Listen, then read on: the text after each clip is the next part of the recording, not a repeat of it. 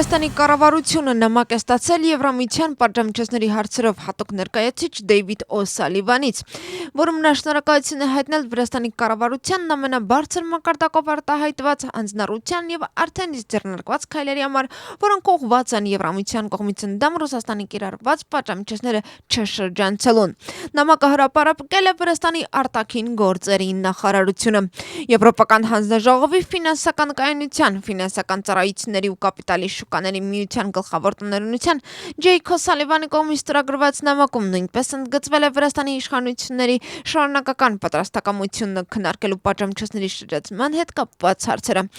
Իշխող թիմն անդրադառնալով նամակին նշել է, որ այդ հայտարարությունն առաջին դրական գնահատականը չի այն մասին, որ Վրաստանում երբեք հնարավորություն չի եղել շրջանցելու պատժամիջոցները։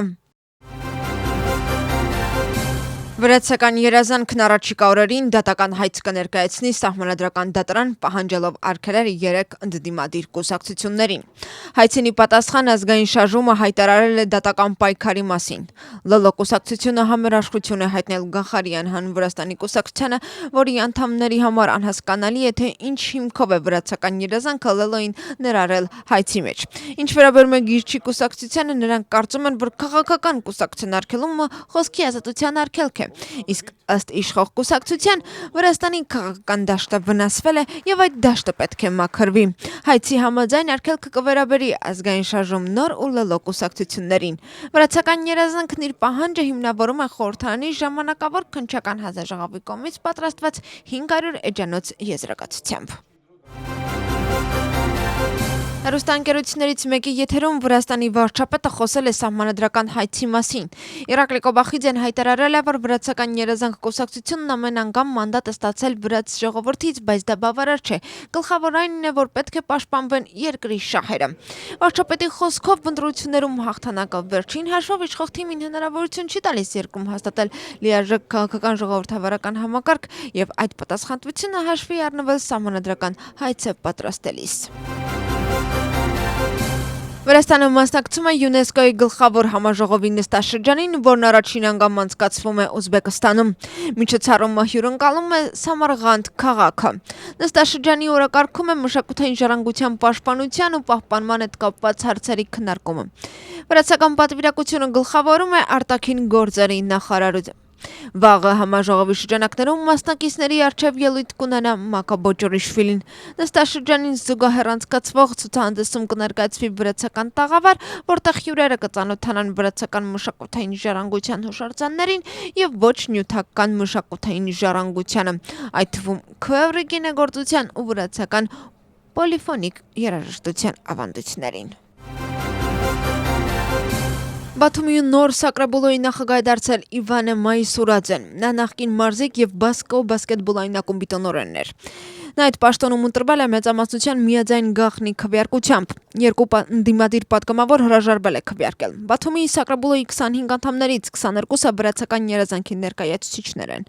ԼԼ Գախարյան հան Վրաստանի եւ Գիրչին ներկայացված են մեկական պատգամավորով։ Առաջին նիստին ներկա էր 24 պատգամավոր։ Գախարյան հան Վրաստանի կուսակցության ներկայացուցիչ Ջեմալ Անանիձեն դարձել է խորհրդարանի անդամ այն բանից հետո, երբ Գախարիա կուսակցության նորացված կազմը մտել է բարձրագույն օրենսդիր մարմին, ուստի սեփական հայտարարության հիման վրա Սակրաբուլոն դադարեցրել է նրա լիազորությունները։ Նրա տեղը կզբաղեցնի կուսակցության ցուցակի հաջորդ համարի ներքո հանդիսացող անձը։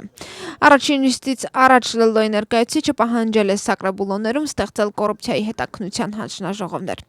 Բաժադարչեի խոսքով քաղաքների մակարդակով կոռուպցիայի մասին խոսում է նաև վրացական երազանքը, ուստի հանձնաժողովները պետք է ուսումնասիրեն խնդիրը։ Ինչին մեծամասնությունը պատասխանել է, որ երկրի համապատասխան ծառայություններն արդյունավետորեն աշխատում են դրա համար եւ լրացուցիչ հանձնաժողովների կարիք չկա։ Հարավային Կորեայում տեղի է ունեցել ԱՄՆ նախագահ Դոնալդ Թրամփի եւ Չինաստանի առաջնորդ Սի Ցզինպինի միջև հանդիպումը։ Զրույցը տևել է գրեթե 2 ժամ։ Հանդիպումից հետո Դոնալդ Թրամփն ինքնաթիռում լրագրողների հետ խոսել է հանդիպման մասին ու նշել, որ Սի Ցզինպինը մեծ առաջնորդ է։ Նա հայտարարել է, որ ԱՄՆ-ն անմիջապես կնվազեցնի բոլոր չինական ապրանքների վրա դրված մաքսատուրքերը, որոնք նախկինում սահմանվել էին ֆենտանիլի քիմիական բաղադրիչների հոսքինի պատասխան։ Սրա հետ մեկտեղ Ուկրաինայի հարցի վերաբերյալ ԱՄՆ նախագահը հայտարարել է, որ ինքը եւ Սի Ցզինպինը համաձայնել են համատեղ աշխատել այդ հարցի շուրջ։ Ըստ վերջինիս 2026 թվականի ապրիլին կայցելի Չինաստան, իսկ այդ այցից հետո Սի Ցզինպինը կայցելի Վաշինգտոն։ Զուգընթաց չինական պետական լրատվամիջոցները հրապարակել են Սի Ցզինպինի հայտարարությունը Դոնալդ Թրամփի հետ հանդիպումից հետո։ Վերջինս նշել է, որ երկու կողմերը համաձայնության են եկել գլխավոր առևտրային հարցերի շուրջ։ Ըստ Չինաստանի նախագահի, չինական եւ ամերիկյան թիմերը կաշխատեն այնպիսի արդյունքների հասնելու համար, որոնք հանգստացնող տեղահապ կլինեն երկու երկրների տնտեսությունների համար։ Չինաստանն ու Ամերիկայի Միացյալ Նահանգները կարող են համատեղ ցուցադրել խոշոր տերություններին վայել պատասխանատվությունը, համատեղ աշխատել եւ իրականացնել ավելի կարեւոր գործնական ու օգտակար գործեր երկու ազգերի եւ աշխարհի համար, հայտարարել է Սի Ցզինպինը։ Ճամայկան հաստատում է Մելիսա փոթորկի հետևանքով առաջացած ջրհեղեղի հետևանքով 4 մարդու մահվան դեպքը, իսկ Հայթիում զոհերի թիվը հասել է 40-ի։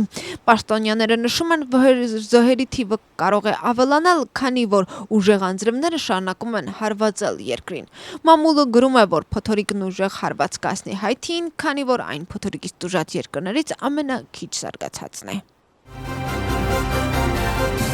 Լուվրի թանգարանի գողության հետ կապված ձերբակալված երկու տղամարդ խոստովանել է իր մասնակցությունը կողոպուտին, սակայն Փարիզի դատախազությունը հայտնում է, որ գողացված զարդերը դեռևս չեն վերադարձվել կառավարությանը։ Ի գիտություն անցած շաբաթ բերման է ենթարկվել երկու մարդ, երկուսին էլ շարունակում են փնտրել։ Հիշեցնենք, որ Լուվրի թանգարանի կողոպուտը տեղի է ունեցել հոկտեմբերի 19-ին։ Մի քանի դիմակավորված տղամարդ գողացել է Նապոլեոնի հավաքածուից զարդեր, որոնց արժեքը գնահատվում է մոտ 88 միլիոն եվրո։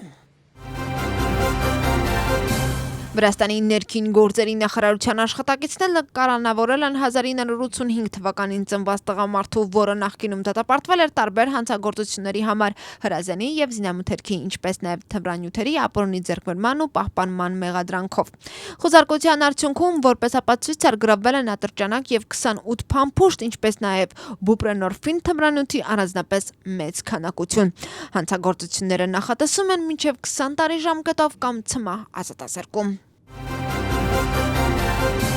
Վրաստանի ներքին գործերի նախարարության Աջարիայի գլխավոր վարչության աշխատակիցները Բաթումիում ձերբակալել են 1974 թվականին ծնված անձի, որը նախկինում դատապարտվել էր տարբեր հանցագործությունների համար, առանձնապես մեծ քանակությամբ թմրանյութերի ապօրինի ձեռքբերմանը, պահպանմանը եւ վաճառքին նպաստելու մեղադրանքով։ Մեղադրելի անձնականն ու բնակելի տան խոզարկության արդյունքում ոստիկանությունը որպես ապացույց գրավել է մետադոն թմրանյութ եւ չորացված մարիխուանա, որոնք պատրաստվել էին վաճառքի համար։ Հանցագործությունը նախատեսում է մինչև 20 տարի ժամկետով կամ ցմահ ազատազրկում։